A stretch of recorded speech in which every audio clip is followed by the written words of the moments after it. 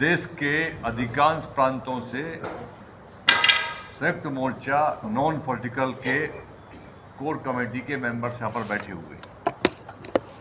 एक दिन का हमारी एक बैठक थी जिस पर काफ़ी चर्चाएं हुई हैं, कुछ निर्णय भी लिए गए हैं। बिंदुओं में ये कि बहुत सारे बिंदु हमारे साथी आपसे साथ शेयर करेंगे। मैं केवल एक ही बात बताऊंगा आपको कि जो आंदोलन हमारा हुआ था उस आंदोलन में सरकार के साथ हमारी 5 बिंदुओं पर सहमति बनी थी, जिसके कारण हमने आंदोलन स्थगित किया। उन 5 बिंदुओं में से सरकार के द्वारा एक भी बिंदु पर पूरी ईमानदारी के साथ कोई काम नहीं किया गया। एक खेद का विषय, इसको लेकर आगामी रणनीति हम लोग तैयार कर रहे हैं। बाकी जो देश में चल रहा है, जो मोटे तौर पे मैं कहूँ कि जो 3 कानून थे हमारे काले कानून, ये 3 कानूनों का केवल ये मूल एक लाइन में बताया जाए कि इनके माध्यम से 16 लाख करोड़ हजार करोड़ के जो व्यापार एग्रीकल्चर का है, कृषि का है, इसको कॉर्पोरेट के हवाले करने की मंशा थी। वो उनकी मंशा फेल हो गई। अब अलग तरीके से नए नए कानून लाकर और उसको लागू करने की सरकार की मंशा है, जिसमें 4-5 बड़े बड़े व्यापारी हैं, चाहे वो खुदरा व्यापार में मॉल हो, अडानी जी का मामला है, आपका ये अमेजॉन है, इनके को हवाले करने के लिए स्थिति बनी हुई है। इन तमाम चीज़ों पर आज अध्ययन के स्टडी किया और उसके लिए एक रणनीति के तहत हम लोग आगे काम करेंगे। अब हमारे सीनियर लीडर डल्लेवाल जी पंजाब से हैं, वो आपके सामने विषय रखेंगे। पत्रकार दोस्तों, जिस तरह शिव कुमार जी कक्का जी ने आप जी के सन्मुख बातचीत रखी है, उसी बात को थोड़ा और उसमें ऐड करते हुए, कुछ आगे बढ़ाते हुए हम ये बात कहना चाह रहे हैं कि आज की जो यहाँ कन्वेंशन थी, इस कन्वेंशन का मेन एजेंडा था कि जैसे कक्का जी ने बात कही है कि 3 कानून लेकर आई थी सरकार हमारे खिलाफ, उसको हमने रोक लिया और अलग अलग तरीके से उनको फिर से सरकार प्रयास कर रही है लाने के लिए। लेकिन उसका मूल क्या है, उसकी जड़ क्या थी? उसकी मेन जड़ थी WTO की जो पॉलिसीज़ हैं, वो हमारी हर कोई भी सरकार बने वो उसको लागू करने के लिए किसानों से ज़मीन छीनकर कारपोरेट लोगों के पास उनको देने के लिए और लोगों को मज़दूरों में चेंज करके और उन कारपोरेट लोगों को सस्ता मज़दूर प्रोवाइड करने का काम कर रही है और उसको अलग अलग तरीके से वो इम्प्लीमेंट करने का प्रयास कर रही है।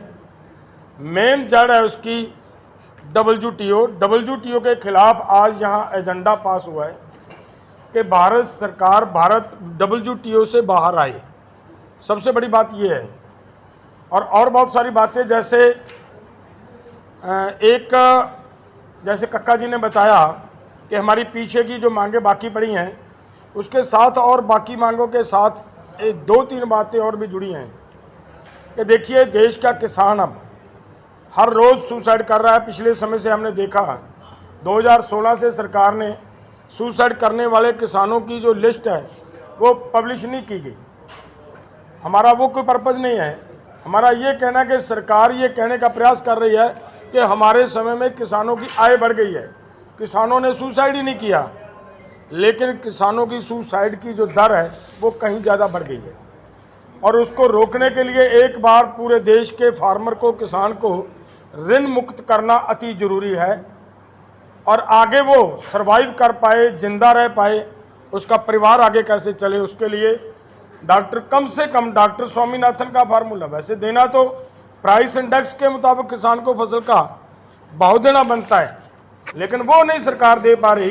तो इन्हीं का ही तैयार किया हुआ कमीशन, डॉक्टर स्वामीनाथन की चेयरमैनशिप के थल्ले जो काम किया, उस कमीशन ने जो सिफारिशें दी हैं सरकार को, वो 2006 से सरकार के पास पड़ी हैं।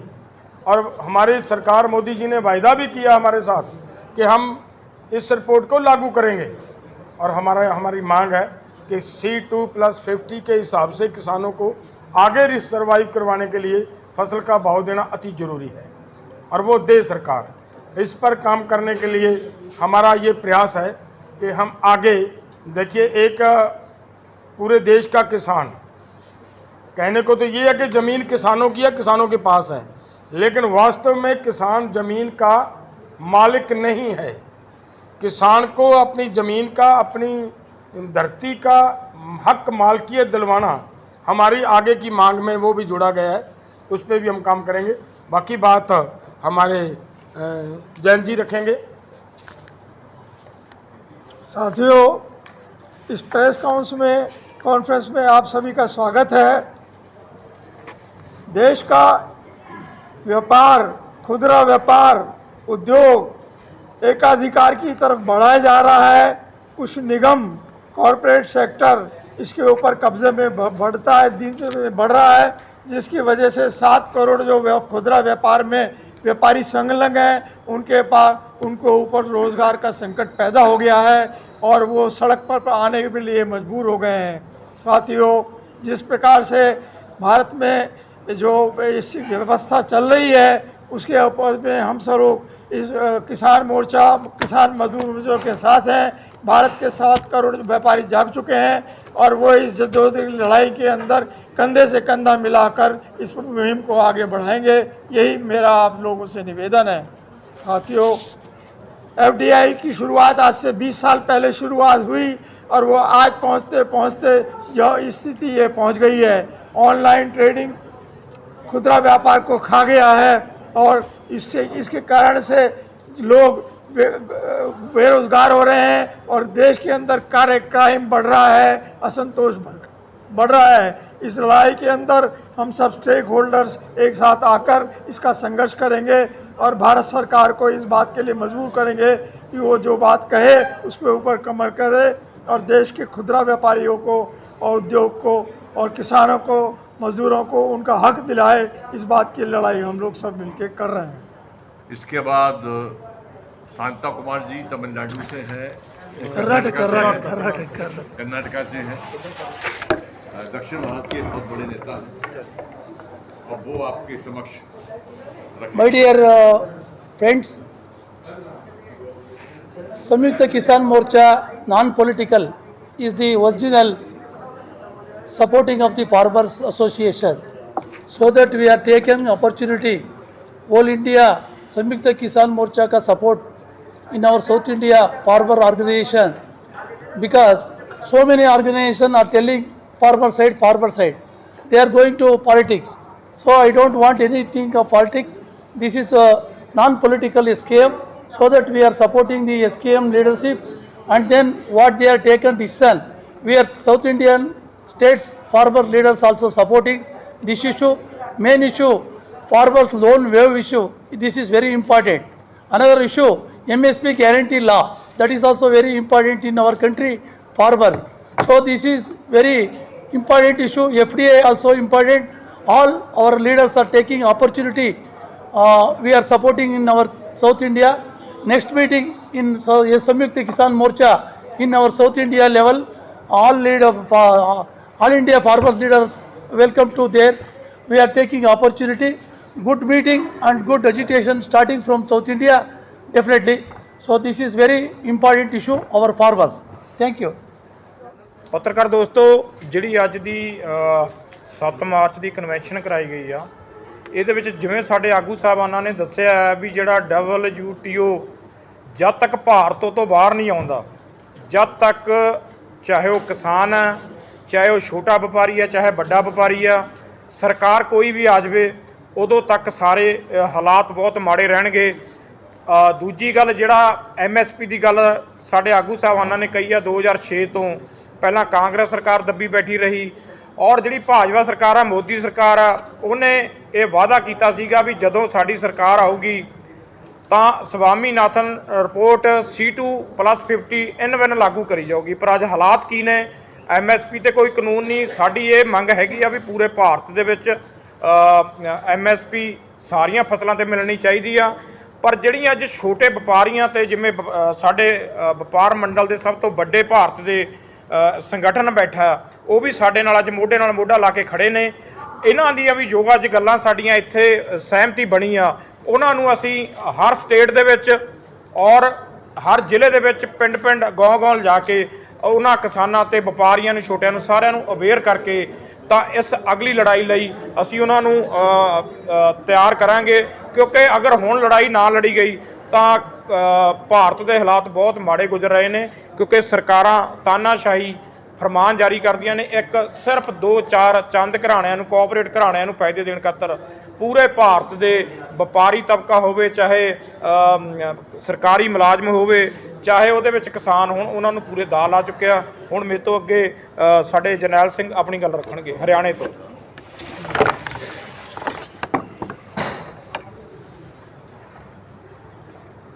पत्रकार दोस्तों, हालांकि संयुक्त किसान मोर्चा अराजनीतिक शुद्ध रूप से किसान समस्याओं पर हमेशा चर्चा करता है, संघर्ष करता है, लेकिन आज की कन्वेंशन में किसान के साथ साथ जो अन्य कमेरा वर्ग है या हमारे देश का उपभोक्ता है, जिस तरह से उनको लूटने का, उनका शोषण करने का प्रोग्राम हमारी सरकार कर रही है, उस पर चर्चा हुई है।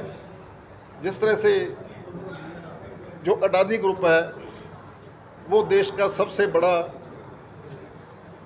कृषि उत्पादों का आयातक है, और रिलायंस ग्रुप रिटेल मार्केट में 16,000 से ज़्यादा रिटेल के स्टोर खोल चुका है। तो कृषि और जो हमारा खुदरा व्यापार है, ये सबसे बड़ा रोज़गार फराहम करते हैं लोगों को, और इन दोनों की वजह से जो ये नीति है सरकार की, इससे ये दोनों को बड़ा नुकसान हो रहा है, और दोनों को बड़ा नुकसान होने के साथ साथ जो उपभोक्ता है उसका भी बड़े स्तर पर शोषण हो रहा है। तो आज हमने इस पर विस्तार पूर्वक चर्चा की है, और हमारी अन्य मांगों जैसे कि डलेवाल साहब ने पहले बता दिया है, एमएसपी को लेकर, कर्जा मुक्ति को लेकर, उन मांगों के साथ साथ हम सरकार की इस नीति के खिलाफ भी अपना मोर्चा खोलेंगे, और बड़े स्तर पर हम साउथ में अगली मीटिंग करके एक बड़ा ऐलान करेंगे, और अगले समय में इन नीतियों पर सरकार को पीछे हटने के लिए मजबूर करेंगे। बहुत बहुत धन्यवाद। क्या डल्लेवाल साहब, जो छोटी छोटी बैठकें जा रही हैं, क्या ये कोई मोर्चा बनाने की तैयारी चल रही है? क्या एक प्रोटेस्ट करने की तैयारी चल रही है? देखिए, आप अच्छी तरह समझते हो इस बात को। आपने पहले ही बात वही कही है कि जब किसी भी मोर्चे की तैयारी होती है, लड़ाई होती है, तो उसको फिर से एक बार स्ट्रॉन्ग करने के लिए ये स्वाभाविक बात है कि ये बैठक उसी का पार्ट है। लोगों को पता चलना चाहिए, सबसे पहले तो लोगों को इस बात का पता चलना चाहिए कि हमारी लड़ाई है क्या, WTO क्या प्रॉब्लम है, किस वजह से हम WTO को टारगेट कर रहे हैं, इस बात का लोगों को पता होना बहुत ज़रूरी है। इसी की कड़ी में ही आपको पता चला है, जैसे शांता कुमार जी ने बताया कि हम साउथ में आने वाले दिनों में एक बड़ी बैठक करेंगे। वहाँ से बैठक में से बहुत सारे प्रोग्राम आपको आपके सामने आएंगे, वो देंगे हम, और पूरे देश में आंदोलन का माहौल कैसे क्रिएट करना है, कैसे लोगों को अवेयर करना है, वो अवेयर करते हुए आने वाले समय में एक बड़ा आंदोलन की हम तैयारी कर रहे हैं। डल्लेवाल साहब, 20 तारीख को जो प्रोटेस्ट है ਤੁਸੀਂ भी शामिल ਹੋਏ? नहीं, वो मेरा ख्याल है ਪ੍ਰੈਸ ਨੂੰ ਬਹੁਤ ਚੰਗੀ ਤਰ੍ਹਾਂ ਪਤਾ ਹੈ ਇਸ ਗੱਲ ਦਾ ਕਿ ਅਸੀਂ ਨੌਨ ਪੋਲੀਟੀਕਲ ਲਾਈਨ ਲੈ ਕੇ ਚੱਲ ਰਹੇ ਹਾਂ। ਰਾਜਨੀਤੀ ਤੋਂ ਦੂਰ ਰਹਿਣਾ ਸਾਡਾ ਇਹ ਇੱਕ ਉਦੇਸ਼ ਹੈ, ਔਰ ਜਿਹੜੇ ਆਰਗੇਨਾਈਜੇਸ਼ਨਾਂ ਨੇ ਉਹ ਦਿੱਤਾ ਪ੍ਰੋਗਰਾਮ, ਉਹਦੇ ਬਾਰੇ ਜ਼ਿਆਦਾ ਉਹ ਦੱਸ ਸਕਦੇ ਆ। ਸਾਡੇ ਇਸ ਆਰਗੇਨਾਈਜੇਸ਼ਨਾਂ ਵੱਲੋਂ, ਇਹਨਾਂ ਵੱਲੋਂ, ਇਸ SKM ਨੌਨ ਪੋਲੀਟੀਕਲ ਵੱਲੋਂ ਉਹ ਪ੍ਰੋਗਰਾਮ ਨਹੀਂ ਹੈ। ਡੱਲੇਵਾਲ ਸਾਹਿਬ, ਰਾਜੇਵਾਲ ਸਾਹਿਬ ਕਹਿੰਦੇ ਨੇ SKM ਇਕੱਠਾ ਹੋਣਾ ਚਾਹੀਦਾ, ਤੁਸੀਂ ਲੋਕ ਰਾਜੀ ਹੋ ਇਕੱਠੇ ਹੋਣ ਤੇ?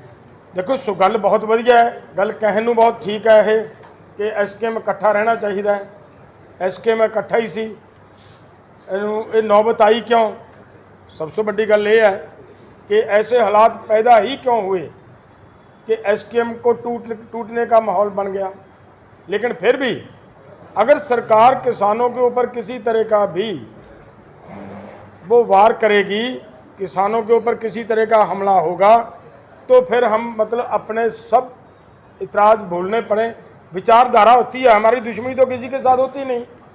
विचारधारा का जो अंतर होता है वो होता है, वो कोई ना कोई रास्ता निकाल कर अगर समय बनेगा तो वो इकट्ठे होने में कोई दिक्कत नहीं होती, वो सब कुछ हो जाता होता है। समय आने दो, अगर सरकार हमारे पास ऐसा करेगी तो फिर एकजुट होकर हमें, जब हमारा दुश्मन इकट्ठा हो सकता है तो हम एक सिद्धांत बनाकर इकट्ठा होकर ना चलने के लिए ऐसी कोई बात नहीं।